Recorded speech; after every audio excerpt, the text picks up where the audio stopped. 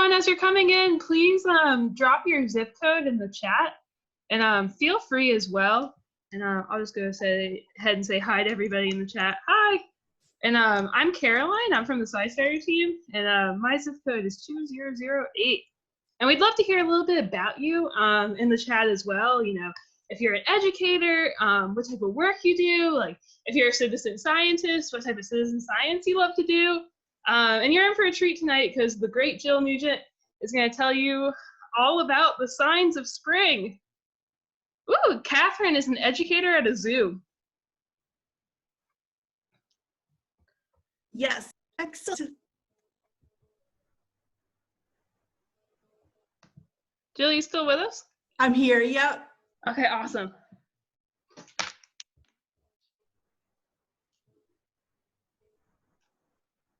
We have good attendance tonight, 35 people so far. Oh, great.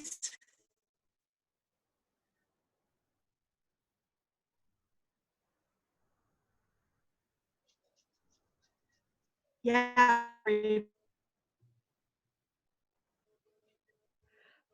Jill, your audio is cutting in a little bit in and out. Someone asked a question.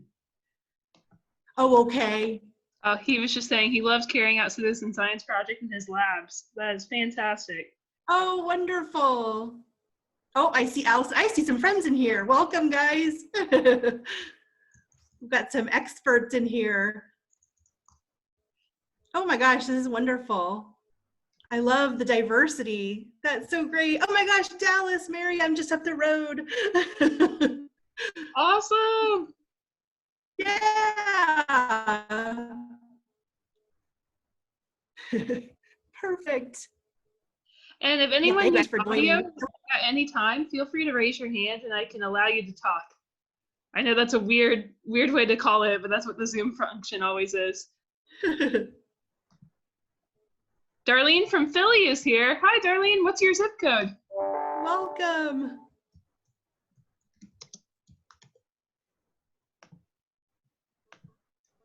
So looking at the zip codes, we've got lots of time zones covered too. I was wondering that as well.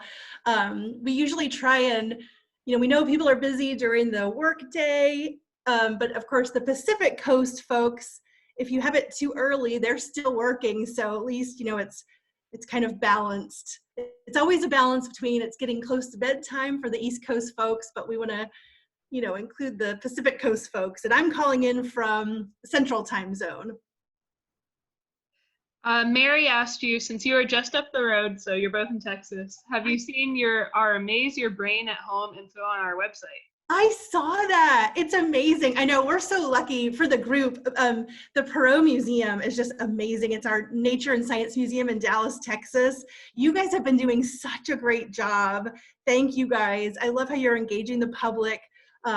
Even though, physical facilities are closed right now in our new normal.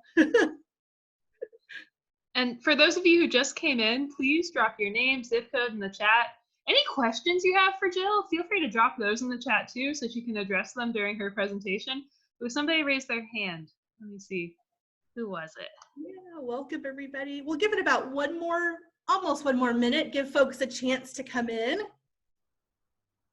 But everybody's been sharing their zip code or their time zone or location. We love that. Love hearing where everyone's coming to us from.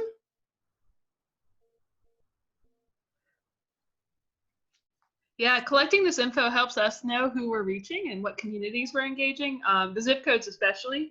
And of course, we want to hear a little bit about your life and why you're here and why you're interested in citizen science. Definitely. Oh my gosh, welcome Venezuela, welcome. Ooh, you guys are always really good in the City Nature Challenge. Excellent. All right, Jill, you ready to get started? Yeah, and keep introducing yourselves. We're great if that chat pod is hopping. So yeah, hi everybody, welcome. So glad that you're all here.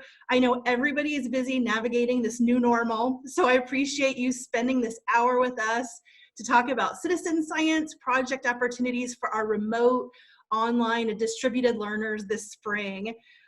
So April is Citizen Science Month. It's all month, so it kicked off yesterday and it goes till the end of the month, which is so exciting.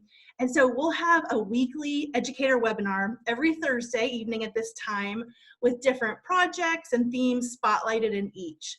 So each week I'll share resources associated with that week's topic. And so during this presentation, I will pop a Google Doc link also in the chat pod with the topic webinars where you want to time work so you're getting enough stuff, but you don't want to overload it where you feel like you're dizzy at the end. So to kind of balance that, I wanted to give you guys the Google Doc as like a take home as well. Oh, hi, Linda. Linda's my friend. She's just down the road as well. Hi, welcome everyone. So I'll share that in the chat pod with the group, some extra resources just so we don't make everyone dizzy and overwhelmed with too much information in an hour. And of course, everything that we'll share today is free and open source, which is always great. And I definitely encourage sharing in the chat pod. Any and all ideas, resources, questions, tips, and suggestions are welcome.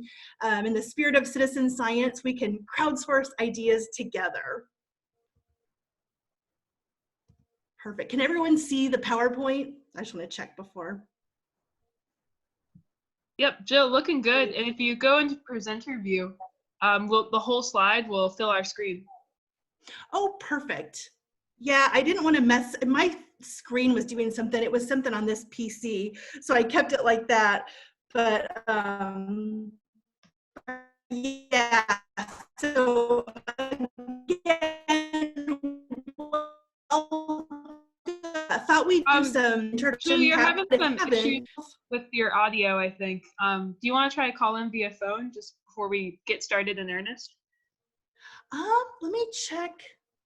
Let me close down some other stuff. And thank you everybody for your patience. We're just so happy you're here. Perfect. So yeah, thank you guys for introducing yourselves in the chat pod. Feel free to continue to do that. We're our own PLN tonight. So my name's Jill Nugent. Carolina's also own, which is amazing. I teach science online. I know a lot of us do now. My learners started online at the beginning of the year, so that hasn't changed, although we've been seeing even with the new normal, some things going on. There's just lots going on this spring, so lots of learners online. I serve as Associate Dean of Science at SNHU, serve on the SciStarter team, and write citizen science columns for NSTA and Science Scope and the Science Teacher, and teach local educator workshops for citizen science in the classroom, schoolyard, and beyond. I learned about citizen science about 2 decades ago. That's scary. In my first job undergrad, and have been really hooked ever since. So I hope you guys are actually seeing the participant list. We've got a wealth of experience in science, science education, citizen science. So we've got a great group this evening. So Citizen Science Month, you can go to citizensciencemonth.org, amazing resources. So it's all month long. We know that spring is the perfect time to engage in a study of the natural world, even if it's limited to our yard or looking out of a window or exploring historical data online. Today we'll share projects and ideas to safely engage in real world citizen science this April with modifications for home, online, backyard projects, so everyone can stay home. Jill, because of your audio issues, we're really struggling to hear you. There were large gatherings face to face. Hey, I think you're gonna have to call in via phone, unfortunately. I'm really sorry about this. Oh, no worries. Let me go do that. Okay, you can mute me and I will call on the phone. All right, and in the meantime, I'll just get some conversation going. Let's do an informal poll. Okay. So I would love to hear from everyone, just generally, what their first citizen science project they participated in, and the first citizen science project they did in their classroom, or maybe their favorite they've done in their classroom. Let's get it going in the chat. I know that I have done, I'm not an educator formally. You know, I get to do some informal science ed with SciStarter, which I absolutely love, but I've seen students do projects like Stream Selfie, which I think is really cool. Ooh, someone said Frog Watch USA, fantastic. Monarch Watch Globe is my go-to. Very, very cool. And you know, while we're here, I'll just quickly share my screen, and I want to show you all something. So on SciStarter, if you go to scistarter.org, our favorite website, and you go to the project finder, and forgive my internet connection, I think all of the United States is on the internet right now, unfortunately.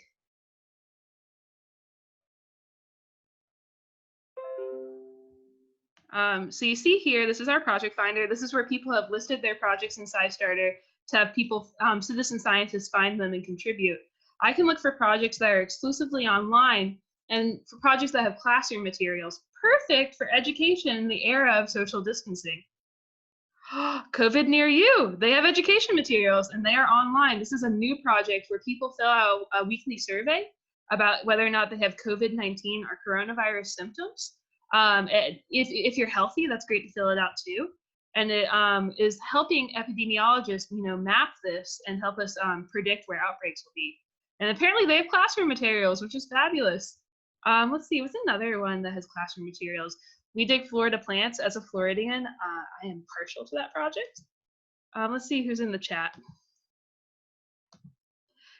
Someone said the projects on SciStarter Education is one of their favorites. Why don't we show that? So this is a new page from SciStarter.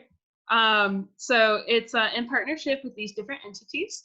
And as you can see, we put a graduation cap and an apple in the hands of our SciStarter robot just for fun. These are projects that are sorted by grade level. And one of them, which is for grades 3, 5, and up. So we want to frame it as like, you know, it doesn't mean it's limited to that grade level. You can do it, you know, I do sourdough for science as an adult. I'm not in the 3rd grade, but I love it. There are some new videos here that were made by the SciStarter education advisors, and they're a lot of fun. So I'll go ahead and drop this link in the chat just so you all can find it later. So let's go to the chat. And I'm going to stop sharing for a sec. So, all right. And now I'm going to give the throne back to Jill. So let me get her phone in here. We're going to allow her to talk.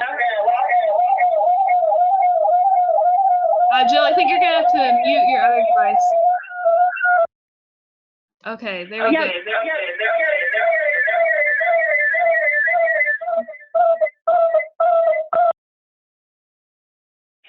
Yeah, my computer's muted.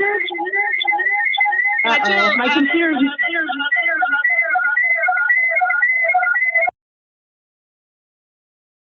We're going to disable Jill from talking for a second. So Jill, I think you're going to have to close out your computer and come back. So you don't enable the audio on your computer. Someone said collaborated with U Miami's Rescue a Reef program. That's awesome. We got lots of people in here. And Frog Watch looks cool is one of the things we got in the Q&A. Very awesome. Yeah, so Jill will be back with us in a second. I'll go back to sharing the education projects because I think this would be a great resource, especially for many of you who may be, you know, doing remote education for the first time. That's really tough. I mean, we have a big challenge ahead of us, and here at SciStarter, we just want to be able to help you in whatever way we can. So Project Squirrel, I mentioned that earlier. The great people at Broward County Schools actually made this education standards worksheet. Of course, Florida standards address, gotta love Florida, that's where I'm from, but they also have things like the United Nations Global Sustainability Goals that can be addressed when doing this project. So that's a great supplemental material for educators. And of course, a data sheet that you can print out and take out with you into the field or tell that your students take into the field. So, oh, I see some more in the chat. Someone said Cornell Lab of Ornithology has a lot of resources around birding. They have a free app called Merlin ID that we really enjoy using as well. That is absolutely awesome. I love that. Let's see if Jill's back. Jill is back in the Zoom room. All right, all right. Jill, are you, let's see, there you are. Let's find you. So you'll be in the J's. And thank you everybody for your patience as we learn to use the internet in these trying times. Jill, I don't see you. I think you might not be back. Can you message in the chat again if you're here? Okay, I'm trying to find you in the list to promote you to panelist.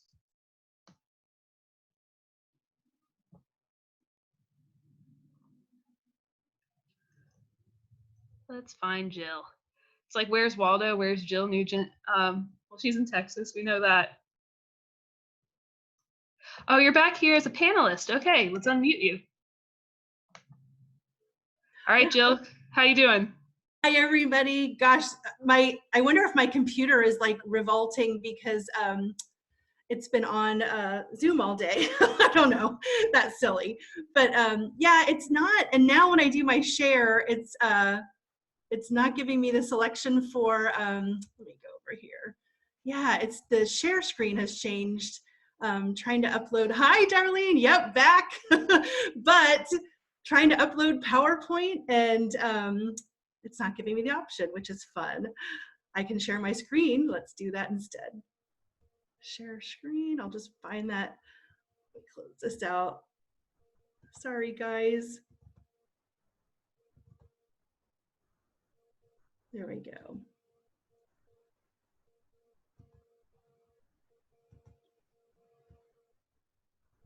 All right, so we'll go ahead down here. We've heard about Citizen Science Month, lots of resources. I'm gonna skip ahead to keep us on track. There's lots of great resources for everybody to use. I thought we would, in the chat pod, we won't go over, an intro to citizen science, of course, especially with this group. You guys have a good feel for the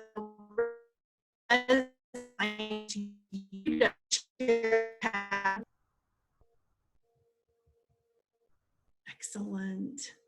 Yeah, Jill, you're still having those audio issues. I think the way to do it is if you mute yourself on the computer and completely turn your sound down and call in via phone, that should work. Okay, I did that before, but let me try again. And you can also, when you sign in via computer, you can not enable the sound. That's one way you can authenticate in. Perfect. You can also click switch to phone audio. Let me share my screen really quick to show how to do that. Let's try that option. And everyone, this will be worth it when we're able to. So you see right here, you have the option to click switch to phone audio.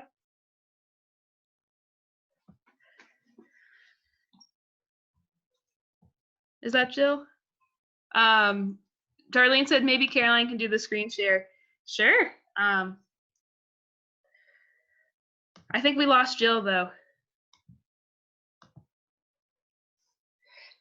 Hi, Colleen, can I call you in 5 minutes? My boss quickly needed me for something on a webinar. I'm really sorry. Thank you so much. All right, is Jill back? Let's see. Yeah, I was just getting a call from another citizen science leader from the Surfrider project. It's all hands on deck here at Citizen Science Month. We want to make it the best opportunity for everyone. Jill is on the phone again. All right, so Jill, we're going to allow you to talk. How's it going? Can you hear me? Yes, we can. Can you hear me? Yes, yes, yes, yes. All right. All right. It's like a cat. 9 lives, 9 tries. Yeah! Okay. Can you guys probably can't see my PowerPoint, right? Because I think screen sharing changed. Yeah, so you just click screen, share screen at the bottom. So you're still on your computer. Great. I'm going to reshare it, my PowerPoint. Okay, so yeah, so citizen science, science for all, authentic, real world projects across all areas of science, all areas of natural science. And of course, it's amazing. It embodies the science practices of the NGSS. And it's, public participation in scientific research, science for all. And so as we move along, our learners now, they're distributed, right? They're in different locations. They're no longer just in the classroom. But that can actually be, looking at the silver lining, it actually can be a great thing, especially when paired with citizen science. So our learners are now based in their own space, their own science lab, their own outdoor learning area at home in their yard. In this way, with citizen science, the world is our lab, the world is our students' labs. And so with citizen science, they can make observations in their corner of the world and can share data to the citizen science project. It can share their observations, reflections, experiences with the entire class. And so in that way, you can really create an enriched, authentic science learning experience. So your class can now function as a distributed science lab group, exploring, collaborating, observing, sharing, and really learning about our natural world together. The next one is it's kind of a silly example, but in my neighborhood, we kind of started crowdsourcing ideas for little kiddos. We have very young kids in this neighborhood. There's not a lot of teenagers. There's pre-K, toddlers, and elementary. And they started feeling pretty cooped up, especially my fellow North Texans. You've seen our cloudy weather. So every week, our neighborhood, we create different things and share it with the neighborhood. And so even just something simple, this was my week a couple weeks ago, I created a spring scavenger hunt. And even some of the older kids participated. They counted how many birds they saw, that really have the learners think about what they have access to and really leverage that. So with this, families could take a nature walk around the neighborhood, or, safely just stay in their backyards and explore what signs of spring were out there. So we can kind of get creative in this new world. So curiosity, I think citizen science is such a great way to spark curiosity. If we can spark that curiosity in science, nature, the natural world, we can increase our learners' interest in science. So even in the scientific literature, the science education literature, curiosity is a cultivator, a driver of interest in science. And so, even in our new normal, when our students are doing citizen science in their homes, on the computer, in their backyard, if we can really leverage that curiosity to help spark that, we're going to see gains in interest in science, which is an amazing result in and of itself. And then also, I think, in fact, Linda's in here. She shared a great article. I think it was last week or this week, but I've been really thinking about it. Now that they're at home, you have time to allow for some open-ended inquiry, exploration. You don't have 25 learners where you're trying to accomplish something, maybe in 30 to 40 minutes where you kind of feel rushed at times.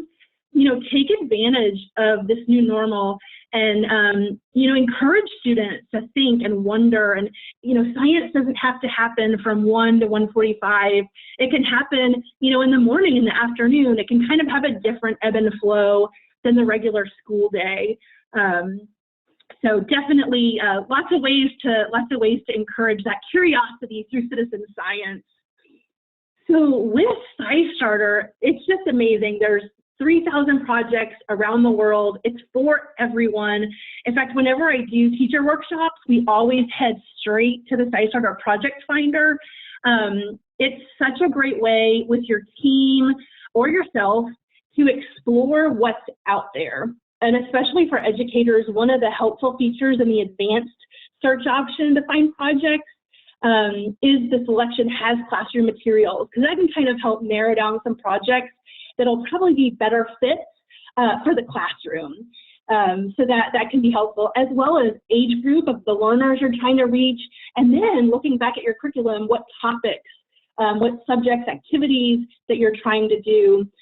In this new spring that we find ourselves in as well, another search function on the SciStarter Project Finder, it allows you to search for online projects or projects that can be done at home.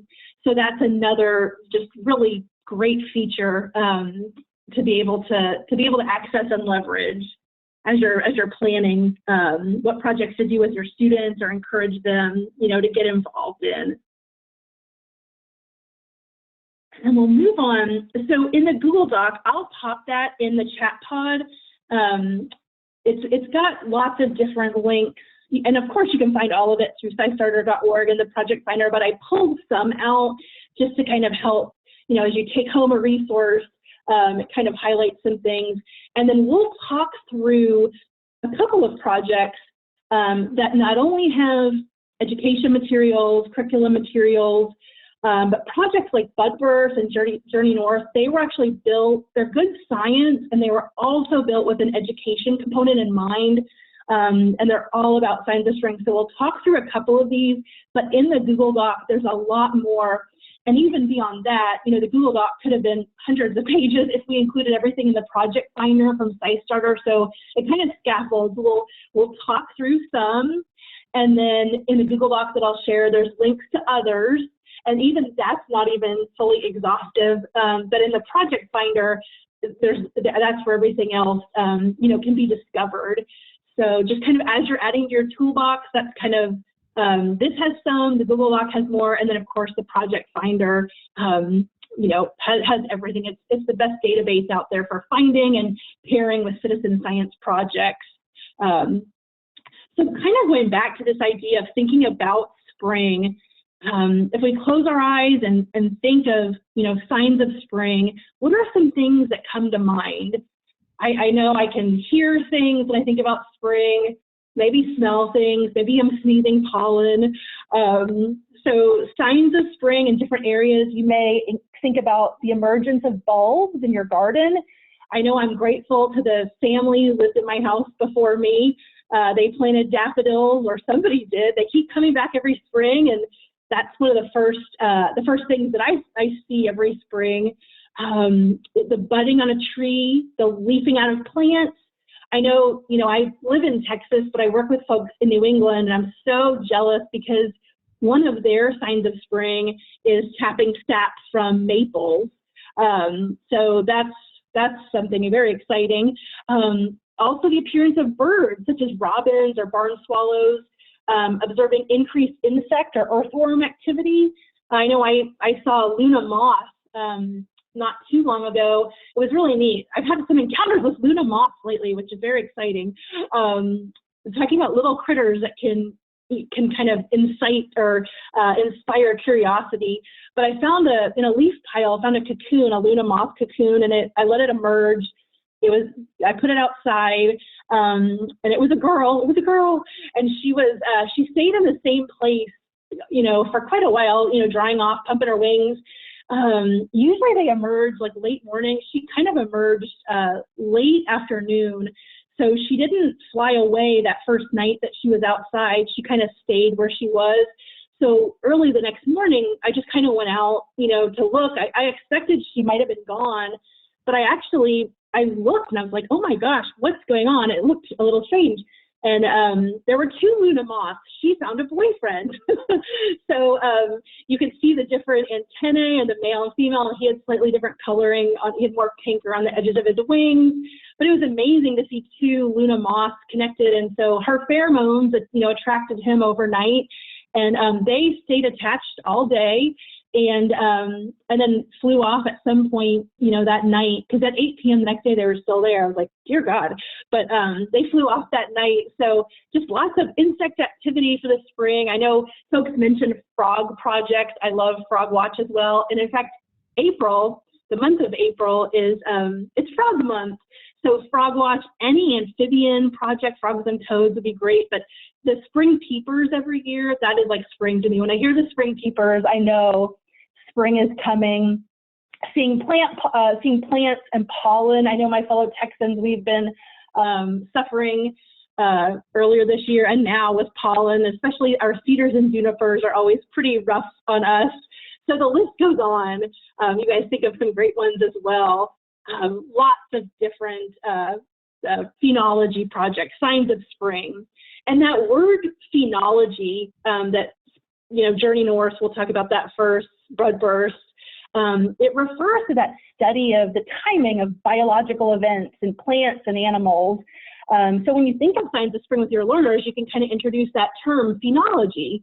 It literally translates to mean the science of appearance. So ology, the study of, the science of, and then phen, appearance, kind of like if you teach genetics, phenotype, genotype. Phenotype is the physical appearance. Genotype refers to the alleles. So phenology is the science of appearance. Perfect, when we're talking about signs of spring to introduce to our learners. So seasonal migration, budding, flowering, the insect emergence, and more are perfect for this time of the year. The natural world is a great lab for our students right now, as long as they engage in it safely close to home in our real world constraints right now. So scientists who study this phenology are interested in seasonal change, the timing of these biological events, and your students can be a part of that. That's the most amazing thing about citizen science. They're scientists. They're doing that real world science. And so we'll highlight that with these projects today, Journey North, Budburst, and Icy Change, because they've just been great, citizen science projects for the classroom. And there's ways for these projects where you can safely engage from home and online, which is so important right now. So Journey North, it's all about, tracking migrations and seasons. It's the global study of wildlife migration and seasonal change, perfect for this entire month and beyond. So it was a project that was a really early adopter of the EdTech platform, and it's just kind of grown since then. This is its project page on the SciStarter project finder, which I find to be a great jumping point for everything, because you can quickly see at a glance, what's the goal, what's the task, is it global or just the US? You get an overview, and then from there you can click to go to the project homepage. But it's such a great at a glance to get a sense of a project, see if it's going to fit. So with this one, they are now associated with the University of Wisconsin-Madison Arboretum, and so they've just continued building the resources that are paired with the great science that's always been there. So Journey North, really when we say Journey North, we're talking about 20 projects. So we say Journey North, and usually some people think of 1 or 2 projects, but really when you explore the site, it really has 20 different opportunities plus in there. And here's just kind of a glance of some. I know a lot of teachers love the mystery class. That really, the take home of the mystery class is that the sunlight really kind of is integral to a lot of the seasonal change. So that connection to sunlight, but it's really kind of a fun activity for students wherever they are to engage in. Lots of critter projects, but also, sunlight and seasons. There's different projects, plants. The tulip test garden is a really, really popular one. The barn swallow, even just reporting your first barn swallow that you see arrive, the scouts that come up from South America, that's a great one. My friends in the Northeast love the loon project and the ice out project. The frog project's fantastic. So lots of options with this one. Probably the one that a lot of people think, I think because it's in their logo too, is the Journey North monarch migration project. And so that's just one of 20 opportunities to participate through the Journey North platform. The great thing about it, when we talk about schools, learners, connections to the curriculum, there's a lot of different ways that you can engage in Journey North with your students. For example, looking at, I pulled this map this week. So this is a current map of where the monarchs are. So they're coming back from Michoacan, central Mexico, they're flying north, and they're about to spread out all over the United States. They're dropping their eggs along the way. So that spring migration, that great journey north is taking place. So students can make observations. So, we have some students here in Texas where they live on a farm. Oh my gosh, what an amazing outdoor lab they have. If they're stuck at home, they can safely self-isolate. They can check for, milkweed plants, look at the eggs. So you can report adults, caterpillars, eggs, larvae. There's different categories. This map depicts the adult migration north. So if students see that, each data point is a person like you, me, our students reporting an observation. So each dot on the map is from a citizen scientist, and it's actually connected to a huge database of observations. which actually leads to so many other possibilities for your students. So, you know, if they are in a place where, you know, maybe they're in Colorado or somewhere up north, like New Hampshire, they haven't reached New Hampshire yet. Students can monitor the data. They can look at the historical data, like last year. They can research weather and say, you know, I predict this is when they came last year. This is the average of when they've arrived in our area over the last 10 years. When do we think they're going to come?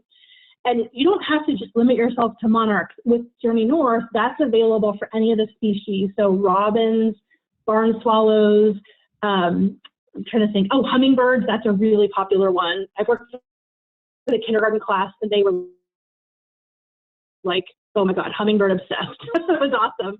So there's just lots of options. You know, students, it'd be great if they're out making observations in their yard, that's amazing. But knowing constraints, knowing limitations, there's other options with the maps and the data. So that just kind of opens up the possibilities. The great thing now as well, that's why I wanted to highlight this one. As an educator, you're busy enough as it is, you don't have to create any resources. So Journey North has it's a huge repository. I'm constantly finding new things. I feel like I've been doing it for like 2 decades. They're always adding stuff as well. The great thing is they have things in 3 buckets. So they've got teaching resources for all of their projects. And that's the screenshot on the left, kind of their collection of teaching resources for any project, nurturing curiosity, nurturing inquiry, nurturing the science practices of the NGSS. Then for each of like the 20 projects, they have a huge repository of curriculum materials for each project. And I couldn't fit that on here, so I just mentioned that. Then the 3rd bucket, for every single project, they have resources for kids. So there's a kid page for each of the projects. And so on the right, that's only part of the kid page for the Monarch project, the Monarch Migration Monitoring Project. So, I mean, there's journals. It is a kid page, but it's not like a coloring page, which is fun. Coloring is fun. But, I mean, it's like journal activities, life cycle activities. You know, students are looking at graphs, looking at maps, looking at data. And, you know, some people, like, I think when they hear of citizen science or they see curriculum, they're like, oh, okay, that's for a certain age group of learners. But I have to say, you know, I worked at a natural science museum where we taught little kids, pre-K, all the way up to 101, and then a school district where we did K-12, and a college environment where we've got science majors, non-science majors, pre-service teachers. I've actually been able to leverage the Journey North projects for every single audience, little to the whole spectrum of learners. So even if there's not something where you know, it's not perfect, you can modify, but there's just a lot of great stuff in there. And especially, I like that it offers a lot of different things because learners are in different environments. And so we'll talk about that in a minute as well, a little later, about keeping things open and flexible, just to acknowledge that not every learner has access to the same things, just to kind of, you know, let them have some flexibility and choice. And it reduces our stress too, because we don't have to, you know, plan things out for everyone. They can have some choice based on what they have access to. So just to kind of wrap up, the Journey North and the Google Doc that I'll pop in the link has links to all of this. So don't feel like you're like, what? Where is this? So gosh, 20 citizen science plus project opportunities in one, the curriculum, educator resources. Your students can engage in the data mining, inquiry activities, explore historical, archival data. Students can make and post observations, but also explore observations. You know, sometimes, like I forgot to, last week I saw my first monarch, and I haven't posted it yet because I forgot to, got busy. But I was like, oh wow, that's cool. Like I looked at the data and I'm like, oh gosh, you know, people in Dallas, people in Capel, they've been seeing monarchs. So, you know, that's pretty cool. They came here in droves. They can explore others' observations, the maps, the data, just lots of possibilities for learners. So Budburst is another one, another phenology project. This one's been around, it launched in 2007. So this, again, is its landing page on the SciStarter Project Finder. Again, the perfect way to get that at-a-glance view of a project. So Budburst is a national phenology citizen science project. So this one is national, it's not global. A lot of them are global, which is fantastic. So this one is based at the Chicago Botanic Garden. And from its roots, Budburst was developed for both science and science education, kind of like we touched upon a little earlier, with goals to engage students and citizens in the seasonal monitoring of plants across the U.S. through their online data sharing platform. So now, with over a decade plus of data, the project is really contributing to real-world science in a number of ways, including research on climate change. And so when your students jump into Budburst Citizen Science, they're really contributing to current scientific research that's adding to the body of knowledge of our dynamic Earth. So, I mean, that's really cool. You know, students, I always tell people, you know, workshops and things, I've never had a learner say, why are we doing this when we do citizen science? Because it does connect to the real world. They know they're making a difference. They know they're doing science. It's not a worksheet. And so again, this one's really connecting to current cutting edge 21st century science. So, you know, for learners of any age, there's modifications and ways for them to get involved. Like that cute little girl with the flowers. Any age can just jump on in and have a lot of fun. And some of the little kids are just such great observers. They don't miss a trick. They've got eagle eyes. I love, this is part of their We got a request for you to go into a presenter view because someone wanted the text to be a little bit bigger for reading purposes. What? So for you to go into a presenter view to make the text a little bit bigger. Oh, great. Let me do the slideshows. Yeah. So from current slide. Oh, no worries. I don't want to give anyone a close your eyes. I don't want to look away. Sorry about that. Yeah, you guys are amazing. We're rolling with it. We are with all the tech stuff. There we go. Yeah, sorry about that. It probably is hard to see. Yeah. So Budburst, it's as easy as 1, 2, 3, which that is my style. Easy. I like that. The website really guides learners how to engage and participate in the project. They kind of learn how to observe. They've got great videos too, great helpful videos. I'm a visual learner in some ways, so the videos kind of help me get started. Make an observation, report. And Budburst, so the main Budburst quote unquote project, because they have a lot, but the main one, there's certain plant groups and they list on their website. Those are the ones they're really interested in kind of monitoring. And it's cool because they kind of control, you know, everybody's monitoring these plants. So change over time becomes easier to see because it's focused on, you know, certain plants. But having said that, Budburst, this is really a fun part of Budburst. Budburst provides additional options for participation throughout the year, including its seasonal campaigns, which are so fun. Oh, in fact, Caroline, I think you're the queen, the cherry blossom queen, I believe, right? We have royalty here, right? So I did not win queen, but I was a princess. I represented the state of Florida in the Cherry Blossom Festival last year. Nice. Oh my gosh, that's amazing. We're in the room with a famous person. That's so cool. And yeah, she's so not only beautiful, autographs will be after quarantine. Just kidding.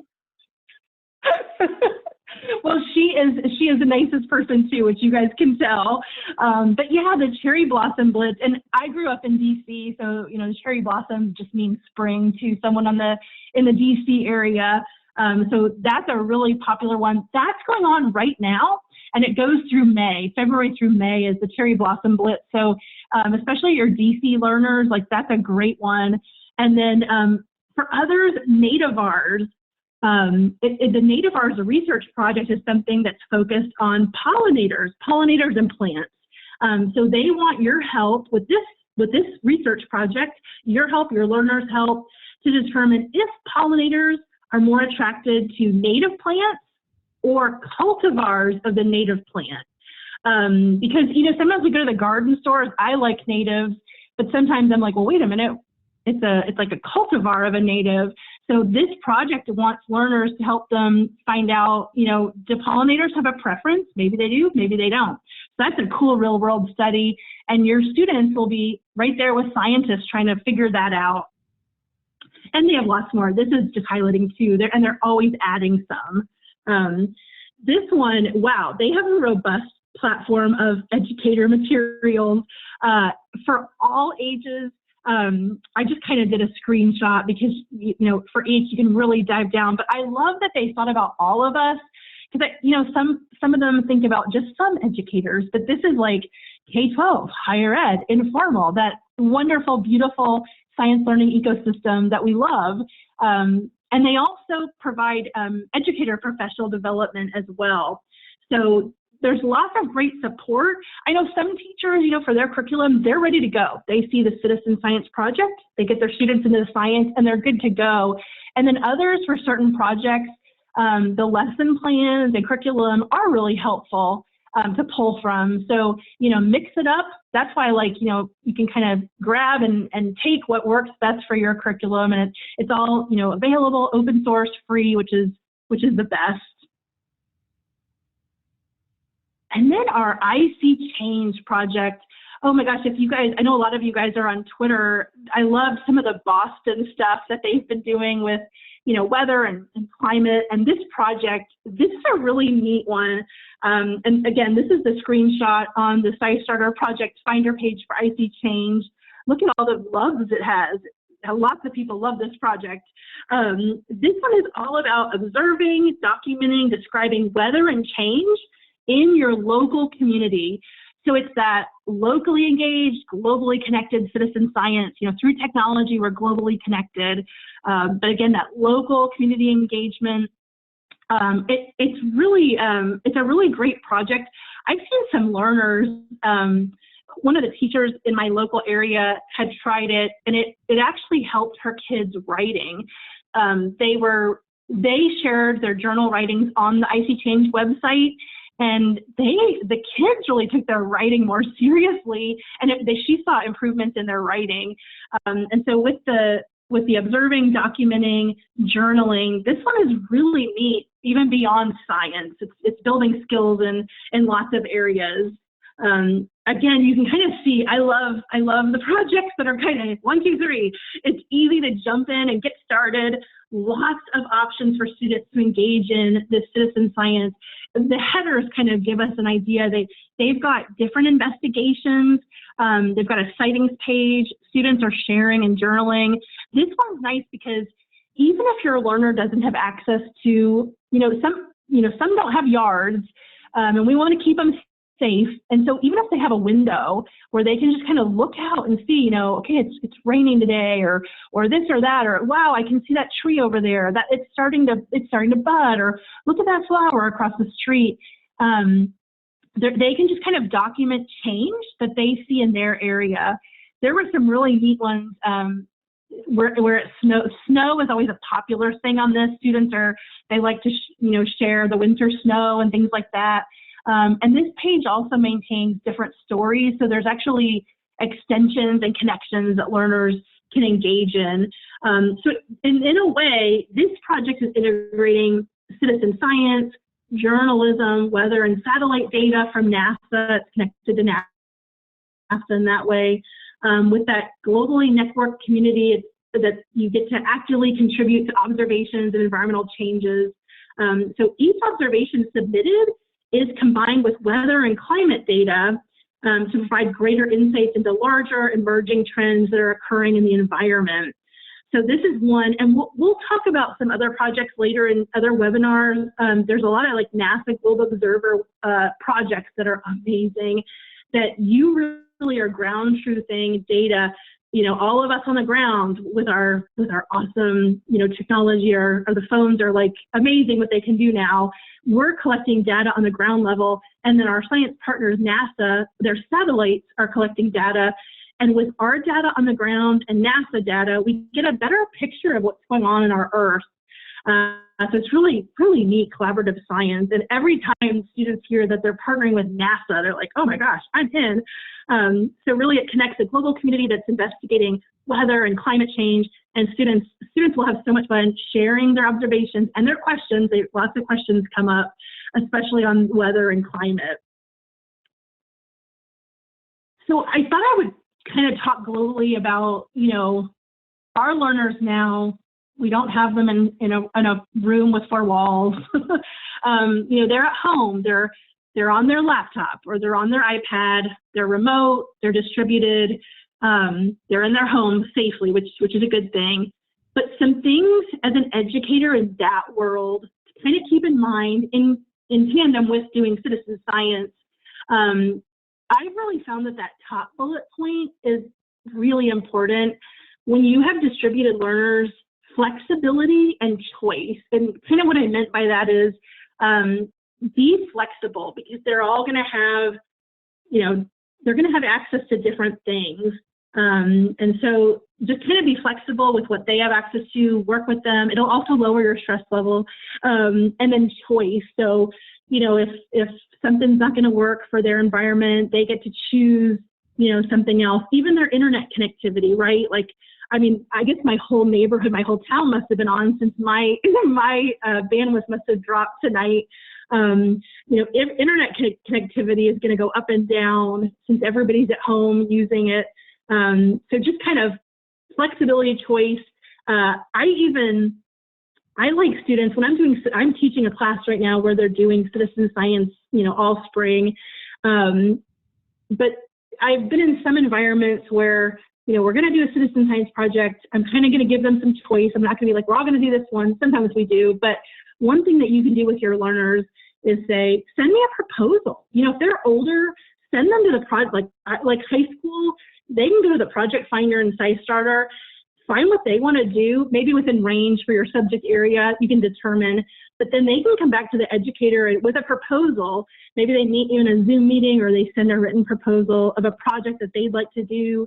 But, you know, have that choice, you know, and then the little ones, you know, you may give them, you know, maybe, you know, 2 of the Journey North projects to choose from or something like that. But flexibility and choice is kind of great themes when you're working with those distributed learners that have access to, you know, different things. And then keep the eye on cultivating that curiosity. So even if you feel like you're like, oh my gosh, what are they doing? I can't see them. Are they even learning? What are they doing out there? Just kind of give enough room for them to kind of explore, you know, cultivate that curiosity. It may look and feel a little different than it would have in the classroom earlier, you know, as things were going on in January before the world changed. But cultivate that curiosity. It will never lead you astray. They may come back, you know, spark that interest in science, and who knows where it will go. So that's an exciting thing.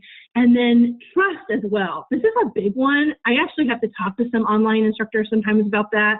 You kind of when they're distributed, you kind of have to let go of some of the control. You're not there to oversee everything. So you kind of have to trust that the learners are doing their best in this new normal. And then I know a lot of us we love Jane Goodall.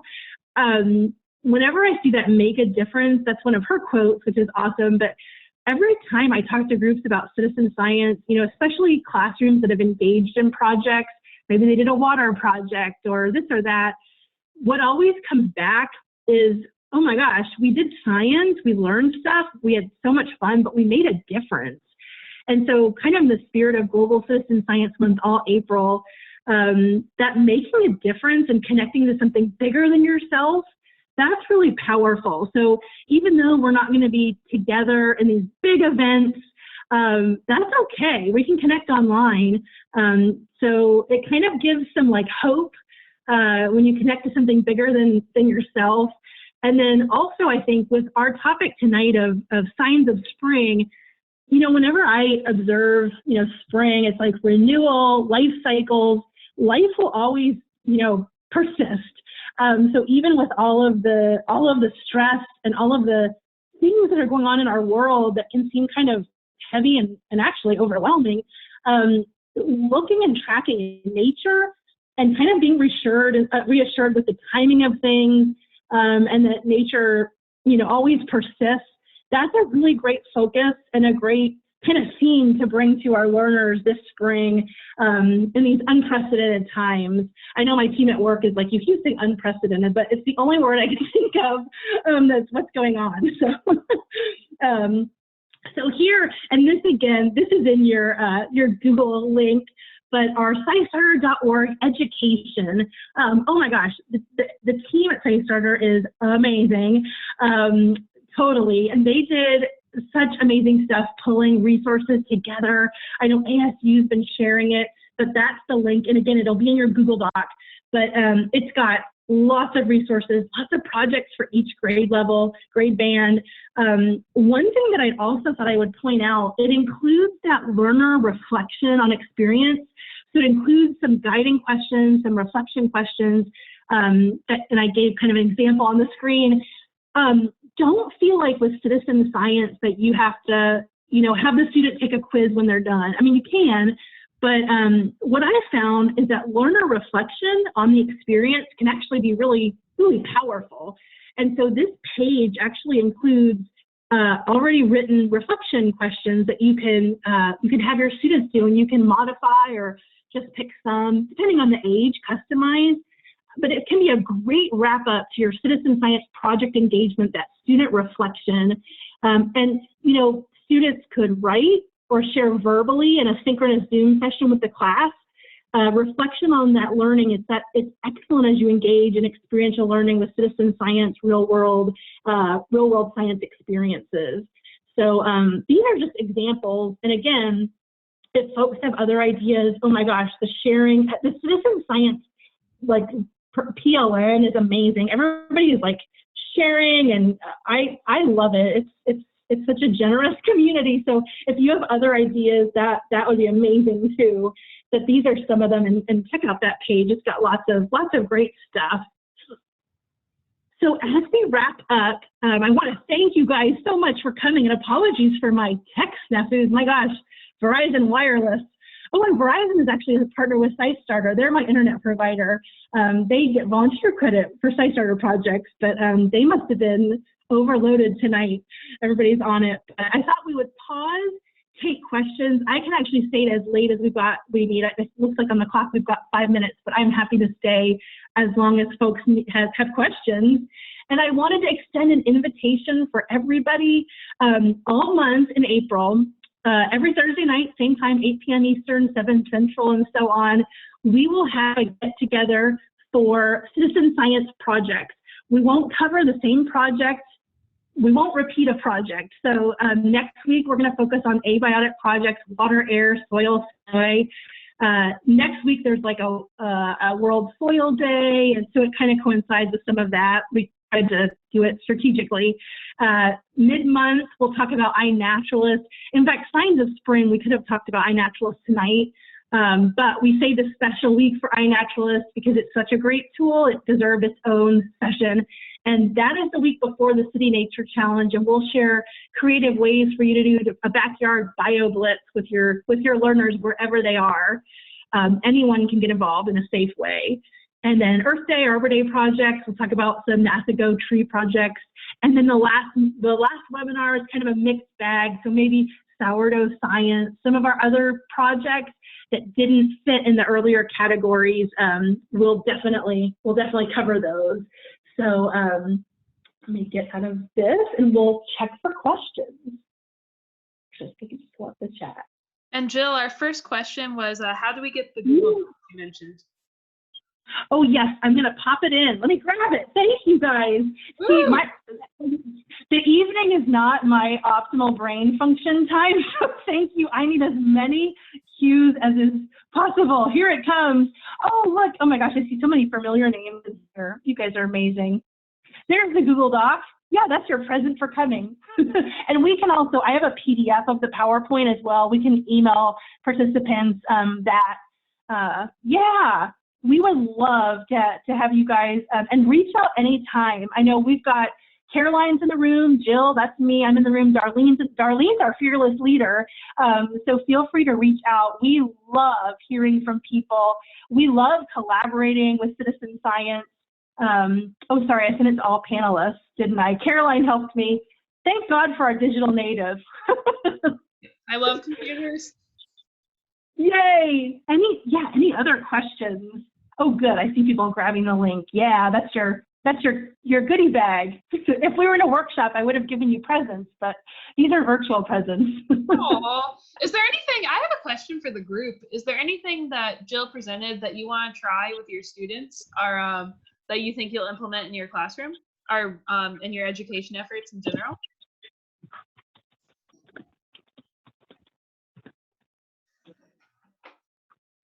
Gerald said, thank you. I really enjoyed this webinar. Oh, Jonathan said, super excited about IC Change. And Oh, awesome. Pam's thinking about iNaturalist. Fantastic. Oh, this is great. Yeah, and please stay in touch, everybody. We love, and even mentioning IC Change, the project directors are really, they love to hear from folks too. Like, so don't ever be shy in the citizen science community. It's like the nicest, they're all, super friendly and collaborative. Yeah, Frogwatch. So Frogwatch, I love that project. And I thought about that, and I think there's ways to do it, because I know all learners won't be near a body of water, but even like on the, because I'm having one of my students do it, practicing the calls, because online they can listen to the calls, because they're kind of training themselves for Frogwatch, listening to the frog calls. Yeah. But yeah, if you've got body of water nearby, that would be amazing. And I put in the chat everyone the education page for SciStarter, so I urge you all to go over there. Jill's one of our SciStarter education advisors, and she helps us develop all of these materials. So hopefully it's helpful for you all to see those projects kind of organized by different recommendations for age groups. Yeah. Oh, thank you. That's so nice. Wonderful. Darlene, thank you all for coming. Oh, thank you. Yeah, keep and any questions, I can hang around. And if you need to hop off, no worries. But thank you guys so much for coming. Hope to see you next week, the week after, whatever you're interested in. We are here. And yeah, I'll hang around for questions, but if you have to run, I know it's late for our East Coast friends, so thank you guys so much. I can't wait to hear what you We got a question in the Q&A box. Someone said, will we get a recording of this video via email? And the answer is yes. I think Jill and I will kind of coordinate in the next few days and get it out to you all. Oh, great, Holly. Is Holly your neighbor? Yep. Oh, no, but I saw that in the chat pod. So yeah, that'll be our abiotic world, our water, air, earth, sky. Yes.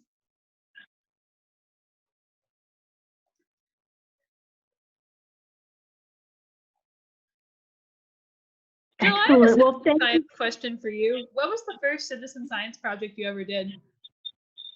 Ooh, great one. So after I graduated college, my undergrad, I stumbled into a job at a natural science museum. And some of my North Texans may know, it's the Hurd Natural Science Museum. You guys may know that one. And that's actually, it was funny. So before I got the job, but it hadn't started yet, and I found a deceased male monarch in late August, right before I started the job. And so I was like, oh my gosh, what happened? And it was like, okay, it's a boy. I could tell it was a boy. I took entomology. But then I started learning about the migration and some projects. And then right when I started the museum, they were like, hey, they did the monarch migration monitoring, monarch watch, frog watch, lots of bird projects, and some others. And so it was kind of like butterflies and frogs were kind of my entry into, and I've been hooked ever since. Oh, great. Yes, I will be at the Pro. I love the Pro. I'm reading the chat pod. Oh, nice. First project every year. And in Massachusetts, it's interesting. We, in New Hampshire, at Southern New Hampshire University, we've got a common milkweed test plot because a lot isn't known about some of the milkweed plants. There's a gap in the literature in New England. So that is so great to hear your kindergartners learn about monarchs. That's perfect. Awesome. Fantastic.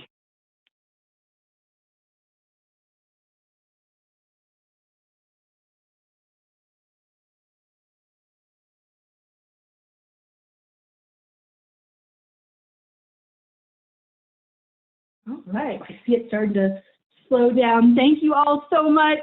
I'll give everybody a good night and hope to see you again. Thank you guys for coming. I know it's a busy day, so I value your time spent with us. Oh, Yep. nice. Thank you to Jill, especially for sharing your knowledge with us. And I can't wait for next week. Awesome. Thanks, everybody. Have a great night. Thanks. Bye-bye. Good night.